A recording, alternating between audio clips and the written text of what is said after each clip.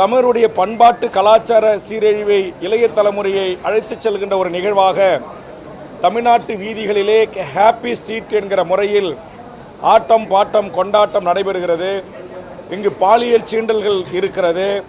தமிழர் அல்லாத பிற மாநிலத்திலிருந்து இந்த மண்ணில் வந்து குடியேறியவர்கள் அந்த விழாவிலே கலந்து கொண்டு அரைகுறை ஆடையோடு ஆடுகிறார்கள். தமிழுக்கென்று இருக்கிற தனித்த அடையாளங்கள் அழிக்கப்படுகிறது என்கிற அளவில் என் கருத்தை முன்வைத்திருந்தேன்.